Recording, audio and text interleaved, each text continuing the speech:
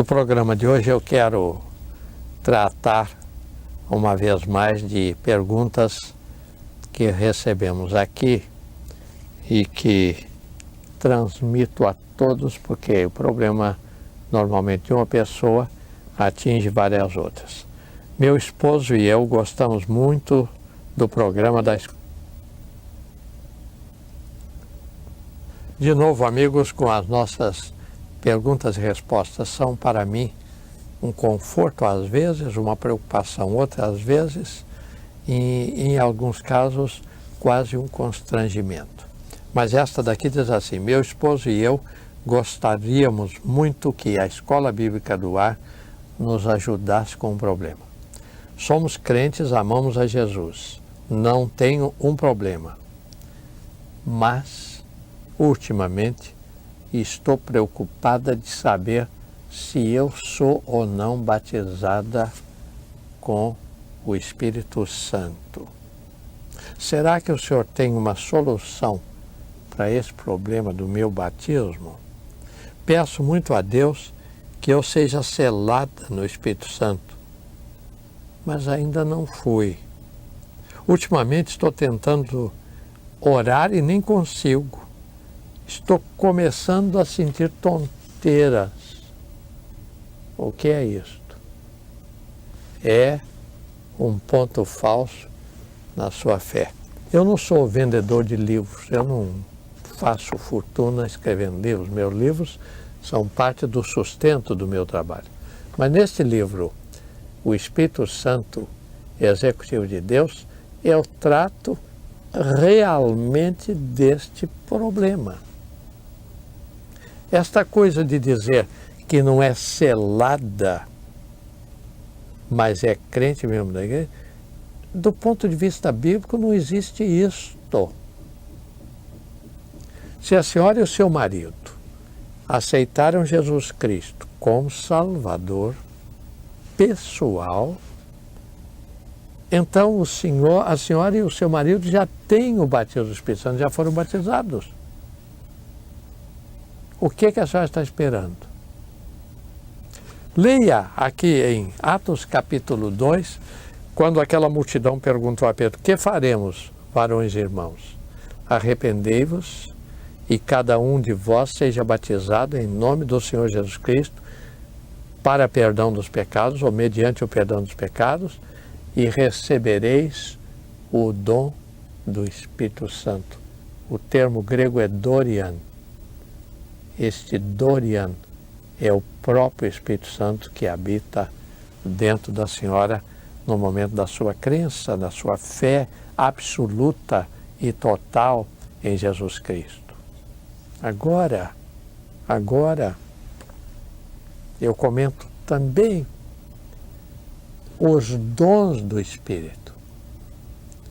Quando a senhora creu em Jesus como Salvador, a senhora recebeu o dom do Espírito, o Espírito Santo, para morar. Por isso é que São Paulo diz no capítulo 3 de 1 Coríntios: não sabeis que sois o santuário de Deus e que o Espírito Santo de Deus habita em vós? Mas escute, temos agora a estrada dos dons de serviço. Ouvi o relatório de uma senhora, esposa de pastor, na semana passada, que me comoveu. Ela disse que precisava alguém que trouxesse uma palavra aos adolescentes e, na realidade, ela não via uma pessoa que pudesse fazer. Mas ela resolveu consultar um determinado membro da igreja para fazer o trabalho e ela disse: foi a maior surpresa da minha vida. Como aquele homem trabalhou bem com os adolescentes, como ele encantou os adolescentes. Eu acredito que haja muita gente perdida na igreja porque não está aplicando os dons de serviço, os chamados carismas. E quando nós lemos no capítulo 12 de 1 aos Coríntios, no capítulo 12 de Romanos, no capítulo 4 da carta aos Efésios, nós encontramos exatamente aquilo que eu discuto aqui como os carismas, os dons de Deus que devem ser usados. E é por isso que o apóstolo diz que nós devemos procurar com zelo, ele diz, os maiores dons. A palavra que ele usa é megalos, então, realmente é maior, mas ele quer dizer os dons que possam servir mais e servir melhor. Por favor, querida consulente, não pense que não foi batizada com o Espírito Santo, mas procure ser cheia do Espírito Santo, viu? E a senhora vai sentir uma alegria tão grande que vai orar sem cessar. E Deus vai abençoá-la. Muito bem. Muito obrigado por sua carta. Mas lembre-se, a ansiedade é o fim da fé. Não deixe seu coração ser ansioso. Quero que o senhor me dê uma palavra sobre divórcio e casamento. Estou sentindo muita dificuldade, principalmente com jovens casais, porque há uma tendência de separação muito grande. Eu concordo. Entre os judeus havia duas escolas, a escola Shammai e a escola Hillel. A escola Hillel é mais ou menos essa escola que está por aí, se a mulher cozinha o arroz deixa queimar, então eu vou separar de você porque o arroz queimou. A intolerância, a falta de compreensão, de ajuda mútua. Que pena que isso aconteça. Estava em São Paulo e uma querida irmã em Cristo Jesus me confidenciou um problema muito sério na sua vida conjugal. E eu lhe disse o seguinte: eu vou falar com seu marido e vamos almoçar amanhã em algum lugar. O que faltava era exatamente ela revelar o que estava sentindo, porque um homem tão distinto, mas estava tão preocupado com o que ele gosta de fazer, que havia negligenciado a esposa. Voltei a São Paulo um ano depois, e que alegria receber um convite deles para almoçarmos juntos, e foi tão alegre. Quantas vezes a pessoa pensa em separar por nada? Eu quero dar só um resumozinho do pensamento judeu. Eles não acreditavam em divórcio na escola Shammai, senão por questões morais. Fora disso, não há divórcio. A escola Hillel era a chamada escola liberal, então abria a porta e abria a porta um tanto demais.